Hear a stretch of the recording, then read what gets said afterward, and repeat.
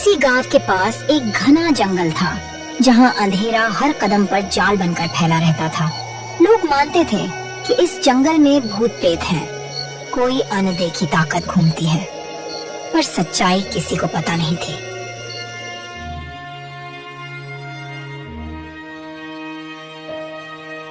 रात को गांव के लोग चौपाल पर बैठकर बातें कर रहे होते हैं। ठंडी हवा चल रही होती है और जलती हुई लकड़ियों की तपिश ही उन्हें सुकून दे रही होती है। मैंने अपनी आंखों से देखा, सड़क के बीचों बीच दो लाल चमकती आंखें, ऐसा लगा जैसे कोई राक्षस घूर रहा हो। कज्जन को भी उसी रात लूटा गया था। ये जंगल अब सुरक्षित नहीं रहा। हर रात नई तरकीब, कभी चिल्लाहट, कभी नकली जानवर, कभी भूत जैसी आकृति। भगवान ही बचाए। गोपी पास ही खड़ा सब कुछ सुन रहा होता है। उसकी आंखों में डर नहीं, बल्कि शंका की चमक थी। अरे गोपी, तू तो जंगल से रोज गुजरता है, तुझे ऐसे भूत प्रेत नहीं दिखते क्या? भूत कितनी भी चाल चल ले, उनकी चाल में इंसानी गलती जरूर होती है, और जहाँ गलती वहाँ सच छिपा होता है। कहना क्या चाहता है तू? ये सब डराने की चालें हैं, असली भूत नहीं। और बिना कुछ और बोले गोपी वहाँ से चुपचाप चला जाता है, जैसे उसके मन में कोई नया फैसला जन्म ले चुका हो।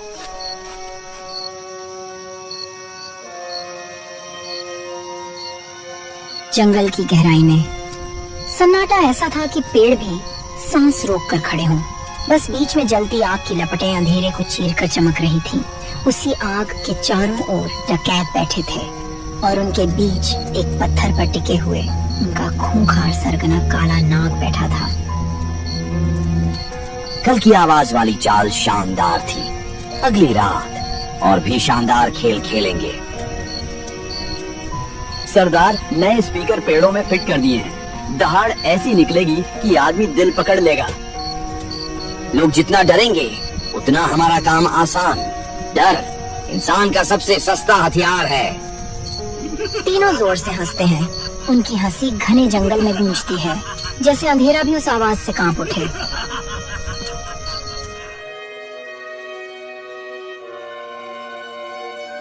अगले दिन गांव का एक सेठ रात में जंगल से गुजर रहा होता है।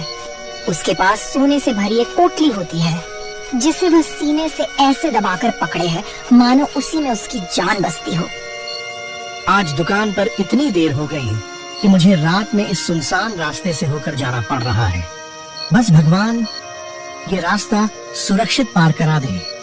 सेठ जैसे जैसे आगे बढ़ता है, अचानक एक अजीब डरावनी आवाजें जंगल में गूंजने लगती हैं। कभी दहाड़ जैसी, कभी फुसफुसाहट जैसी, कभी किसी के रोने जैसी।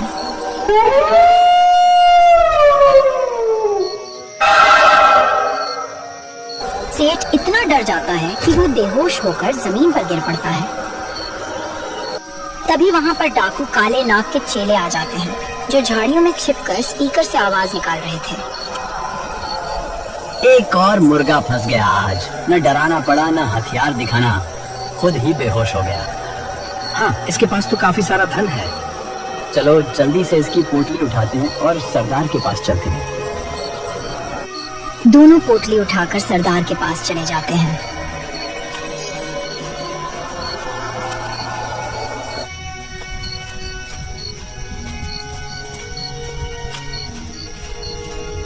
बबन और कट्टन, बोलो आज क्या लेकर आए हो? सरदार, आज तो बहुत बड़ा बकरा फंसा है, बहुत सारा माल हाथ लगा है। हाँ, ऐसा ही चलता रहा तो हम माला माल हो जाएंगे। सरदार, आपकी स्पीकर लगाकर डराने की तरकीब तो बहुत कारगर निकली। हाँ कट्टन, ऐसे ही काम जारी रखो, कोई भी बकरा बचना नहीं चाहिए। तीनों जोर से हंसते हैं और जश्न मनाने लगते हैं।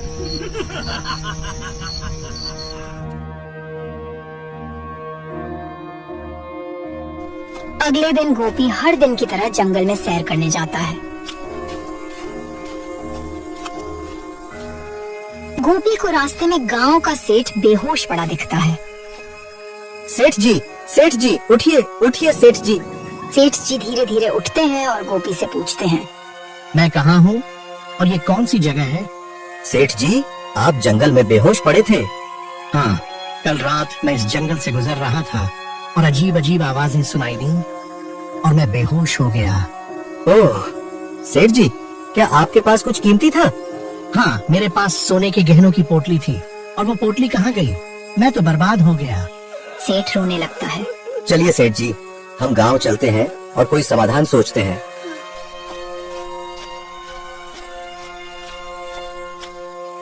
गोपी गांव में कुछ लोगों को इकट्ठा करता है और सेठ की समस्या बताता है। मुखिया जी, मैंने आप सबको इसलिए बुलाया है कि जंगल में चोरी की घटनाएं बढ़ती जा रही हैं और रात को सेठ जी को किसी ने लूट लिया है। सेठ जी, क्या गोपी सच कह रहा है? और आपको किसने लूटा है? हाँ मुखिया जी, कल रात जंगल में डरावनी आवाजें आईं और मैं बेहोश हो गया। जब होश आया तो सब गायब था। ये तो गंभीर समस्या है। इससे पहले भी गांव के कई लोग लुट चुके हैं। हाँ मुखिया जी, हम लोगों को कुछ करना होगा। ठीक है गोपी, हम लोग पुलिस स्टेशन में शिकायत कर देते हैं। पुलिस पता लगा लेगी। ठीक है मुखिया जी। मुखिया और गोपी रिपोर्ट लिखवाने पुलिस स्टेशन जाते हैं। बोलिए मुखिया जी, कैसे आना हुआ? साहब, गांव के पास के जंगल में चोरी की घटनाएं बढ़ती ही जा रही हैं। रोज कोई न कोई लुट जाता है। मैं चाहता हूँ कि आप लोग इस मामले की जांच करें। हाँ ठीक है मुखिया जी, हम लोग इसका पता लगाने की कोशिश करेंगे। पर आखिर ये घटना में क्या चोरी हुआ?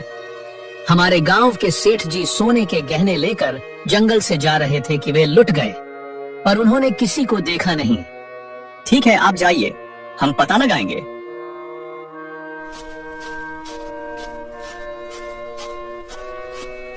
गोपी घर तो चला जाता है, लेकिन उसके मन में बस एक ही बात घूम रही थी, वो जंगल के चोरों को कैसे पकड़े।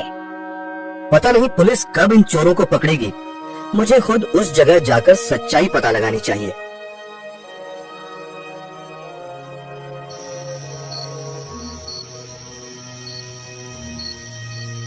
रात को गोपी अकेला ही जंगल के रास्ते पर निकल जाता है। गोपी जंगल में उसी जगह जाकर बैठ जाता है जहाँ पर कल रात सेठ बेहोश मिला था। थोड़ी देर तक बैठने के बाद वहाँ से वही रहस्यमयी आवाजें आने लगती हैं और गोपी ध्यान से आवाज की दिशा में देखता है। उसे वो स्पीकर दिख जाता है जहाँ से आवाज आ रही होती है। तो ये रहा वो स्पीकर, यहीं से आवाज आ रही है। मतलब मेरा शक बिल्कुल ठीक था।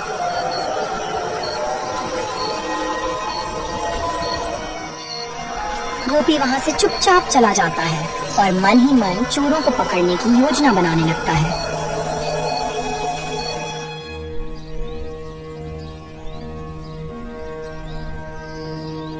अगले दिन गोपी फिर से गांव वालों को बुलाता है और वह सब बताता है जो उसने जंगल में देखा था। कल रात मैं जंगल गया था और जो मैंने देखा वो आप सबको सुनना जरूरी है। गोपी, तुमने वहाँ क्या देखा? मैंने देखा कि वहाँ कोई भूत प्रेत नहीं, बल्कि पेड़ों में एक स्पीकर छुपाया गया है जिसमें से वो डरावनी आवाजें आती हैं। तो इसका मतलब वहाँ कोई है जो ये सब कर रहा है और लोगों को लूट रहा है। हाँ, और अगर इन लूटपाट के पीछे किसी का हाथ है तो हमें उसे पकड़ना होगा। लेकिन गोपी, हम उसे पकड़ेंगे कैसे? मेरे पास एक प्लान है। हम में से कोई उस रास्ते से गुजरेगा और पोटली में कुछ पैसे रखकर ले जाएगा। जैसे ही वो लोग पैसे उठाएंगे, हम उनका पीछा करके उन्हें पकड़ लेंगे। प्लान तो अच्छा है गोपी, पर हमें इसमें पुलिस को भी शामिल करना होगा। ठीक है मुखिया जी, आप पुलिस को हमारे प्लान के बारे में बता दीजिए। तो फिर ठीक है, हम सब शाम को मिलते हैं। मुखिया जी थाने जाते हैं और पूरा प्लान पुलिस वालों को बताते हैं। हमें जंगल में चोर का सुराग मिला है। हम लोग उसे पकड़ने के लिए रात को जाल बिछाएंगे, तो आप हमारे साथ चलिएगा। ठीक है मुखिया जी, हम आ जाएंगे।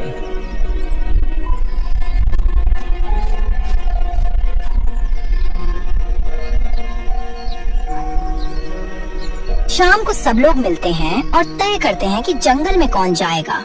सेठ जी, मुझे लगता है कि आपको ही जंगल में जाना चाहिए और पोटली में कुछ पैसे डाल दीजिएगा।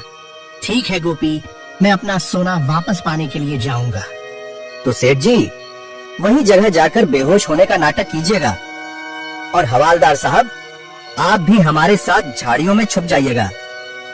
चलो अब चलते हैं।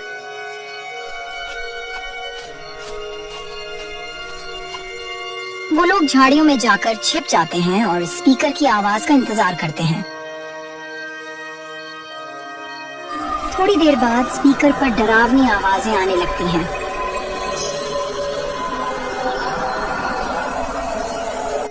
तभी सेठ वहां से चलते हुए आते हैं और बेहोश होने का नाटक करते हैं।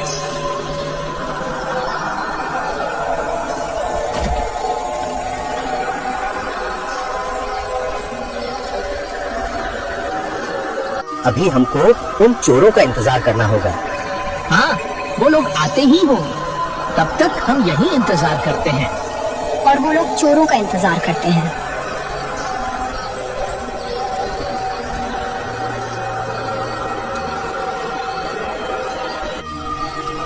कुछ देर बाद दोनों डकैत आ जाते हैं।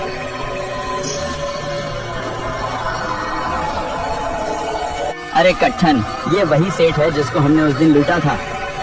हाँ बब्बन, ये तो वही सेठ है। चलो इसकी पोटली लेकर सरदार के पास चलते हैं। दोनों सेठ की पोटली लेते हैं और सरदार के पास चले जाते हैं। चलो गोपी, इनके पीछे चलते हैं। हाँ जल्दी चलो।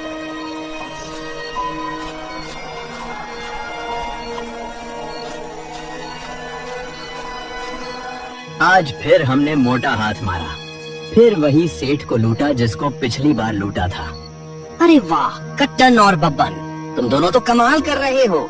आज हम लोग जश्न मनाएंगे। जाओ बाजार से खाने पीने का सामान लेकर आओ। जैसे ही सरदार बात खत्म करता है, गांव वाले और हवलदार वहां आ जाते हैं।